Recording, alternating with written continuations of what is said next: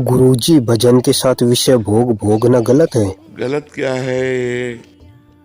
जैसे हम हंसना चाहें और गाल फुलाना चाहें तो क्या हो सकता है क्या?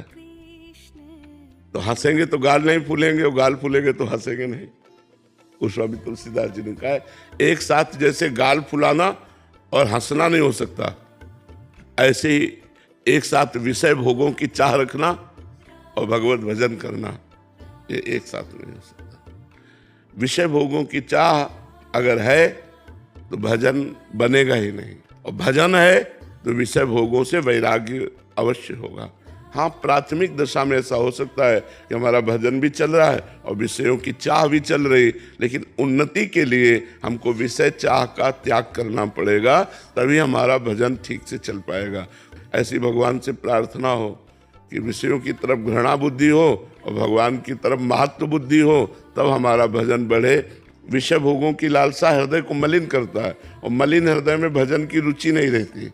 तो हमें अगर भजन में रुचि बढ़ानी है तो विषय भोगों से हटना पड़ेगा, क्योंकि बहुत जन्मों से उसी में हम लगे रहे तो वो सुखद लगता है। अच्छा, भजन में कोई सुख अभी मिल नहीं रहा, तो इसलिए हमारा मन ज़्यादातर विषय भोगों की तरफ ही जाता है।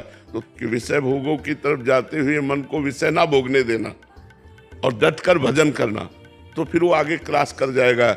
और अगर भोगों में लगा रहा तो चाहे 50 वर्ष भजन करे, तो 50 वर्ष भोग और भजन तो क्रॉस ही नहीं कर पा रहा, उसी कक्षा में फेल होकर के पड़ा हुआ है, तो फिर उसे लगता है कि अब कोई लाभ नहीं मिला। इसलिए हमें विषय त्याग कर भजन में लगना चाहिए। राधे राधे।